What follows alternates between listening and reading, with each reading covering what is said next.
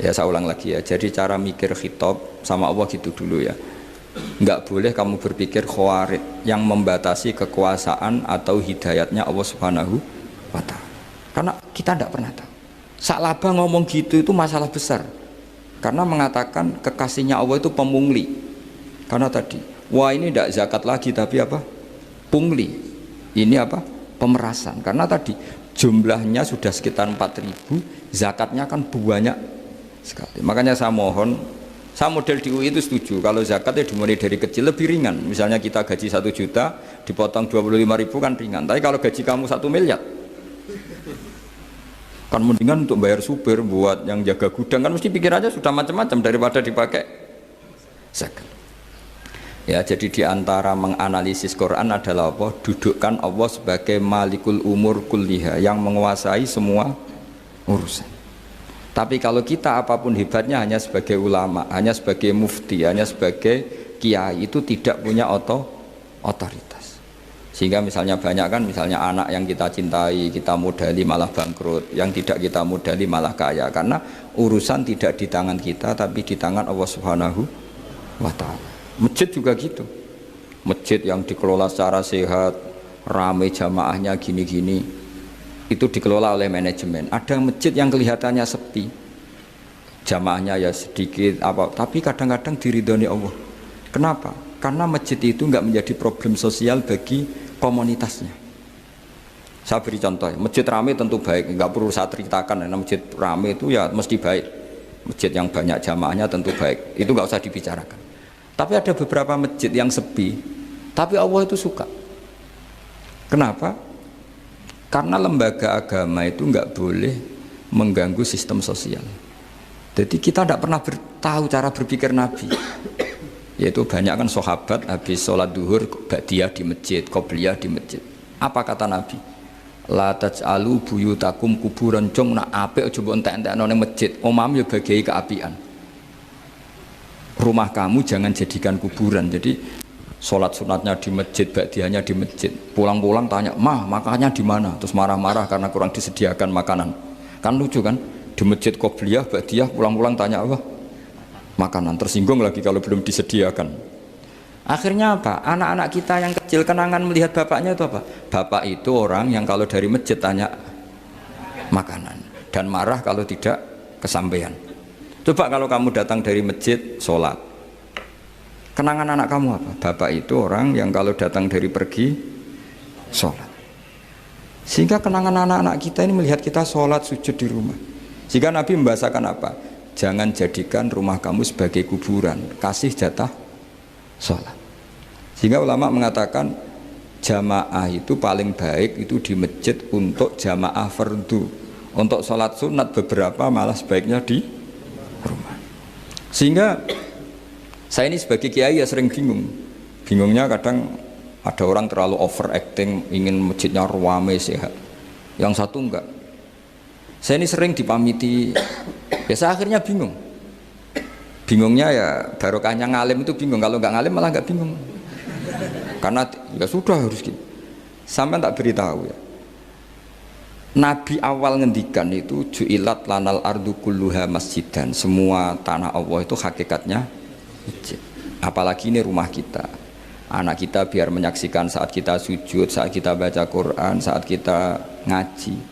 Kalau semua ini di masjid, kemudian Anda di rumah taunya makanan, menuntut ngopi, menuntut kenangan di keluarga kita kurang baik. Makanya Nabi membahasakan apa? La taj'alu buyutakum kuburon. Jangan jadikan rumah kamu sebagai kuburan. Apalagi ada pepatah lagi, al-ummu madrasatul ula, ibu adalah madrasah pertama. Coba kalau kita ngajarin Quran di rumah, ya tentu masjid ya tetap ada kegiatan, tapi jangan sampai mematikan rumah. Sehingga kita sebagai ulama itu ada masjid ramai ya seneng, ada masjid setengah ramai ya nggak apa-apa, asal efeknya menyebar ke masyarakat. Jadi ramainya masjid ya baik, tidak ramai kalau yang ramai ibadah di rumah-rumah juga baik. Maka dulu zaman Nabi Musa malah istilahnya waj'alu buyutakum qiblata wa aqimus sholat. Jadikan rumah kamu sebagai kiblat, sebagai tempat ibadah. Coba kenangannya Nabi kalau sholat malam itu di rumah apa di masjid? Di rumah, sehingga Aisyah punya kenangan sampai hatta waromat kodamau, sehingga tangan kakinya Nabi bengkak. Dan Nabi alami saja. Kamu kira Nabi sholat punya kayak anak-anak sekarang kan yang kayak ada ruang sholat. Ternyata hanya dipasang sajadah sama tasbih, nggak pernah dipakai. Kalau Nabi enggak, yang dipakai Sayyidah Aisyah itu ya tempat sholat. Sehingga kata Aisyah, Nabi itu sholat di tempat tidur saya. Kalau Nabi sedang berdiri, kakiku tak selonjorkan. Kalau Nabi sujud, kakiku tak ingkretkan. Ya di tempat Sayyidah Aisyah tidur itu Nabi sholat. Pas berdiri kan berdirinya Nabi lama, Aisyah selonjor. Pas Nabi mau sujud, kakinya diingkretkan. Segampang itu Nabi. Akhirnya apa? Kenangannya Aisyah sebagai istri itu doa-doa tahajud, doa-doa. Coba kalau Nabi tahajudnya di masjid, Sayyidah Aisyah tidak punya kenangan doa-doa apa? Tahajud. Sehingga kita harus ngikuti ngaji. Kalau nuruti teori ya, sholat itu ibadah. Sebaiknya kalau ibadah ya di tempat ibadah. Tidak seperti itu cara pandang. Kata Nabi, semua buminya Allah adalah saksi kita ketika ketemu Allah. Semakin saksi itu banyak, maka semakin baik. Maka kalau sholat sunat, kesunatannya itu pindah-pindah tempat. Tapi ya jangan terlalu habis di sini terus pakai mobil ke sana gitu. Iya, kalau pas di perempatan ada orang cantik nggak jadi diterusin nanti.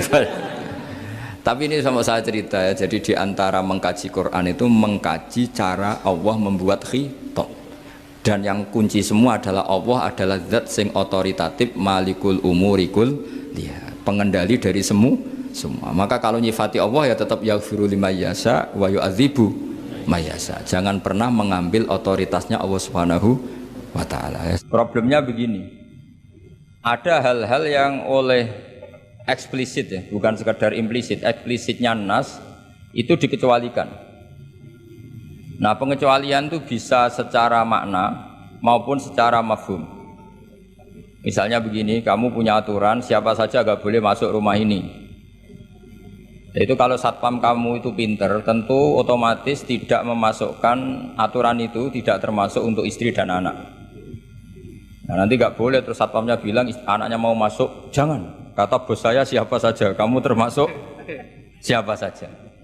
Atau contoh paling gampang itu istri sedang baik-baiknya ngomong sama suaminya, Mas, nak ingin apa rembuk sama saya, ingin apa saja rembuk sama saya. Ternyata, oh ya, ternyata rembukannya saya ingin poligami. Wah, itu apa saja yang jadi masalah. Padahal kalimatnya kalau ingin apa saja rembuk dengan saya. Kira-kira kalau inginnya seperti itu kira-kira masalah apa enggak? Geger kan? Nah itu termasuk apa saja apa enggak? Apa saja. Cuma yang itu jangan. Nah itu ada analisis ulama, sehingga analisis ulama itu mengatakan begini. Fama min amin illa wa yatakhayyalu fihi takhsisu. Saya ulang lagi ya. Fama min amin illa wa yatakhayyalu fihi takhsisu. Enggak ada lafadz am kecuali kebayang ada taksisnya, kebayang ada pengkhususan. Karena ya otomatis itu otomatis. Kayak tadi misalnya sampean tak bilangin siapa saja enggak boleh masuk rumah saya. Tentu itu ada koridor hukum baik yang difahami secara implisit maupun secara tatanan sosial, bahwa itu tentu maksudnya itu orang lain. Tapi kalau gurunya, orang tuanya, anaknya, istrinya tidak akan masuk kaidah itu. Misalnya ya ayyuhalladzina amanu la tadkhulu buyutan nabiyyi illa yudana lakum. Wahai orang-orang yang beriman, jangan masuk rumahnya Nabi kecuali dapat izin. Tentu ayat itu bukan untuk Sayyidah Aisyah, bukan untuk Hasan Husain, bukan untuk Sayyidina Ali, bukan untuk Sayyidah Fatimah, karena mereka orang-orang yang otomatis boleh keluar apa? Masuk.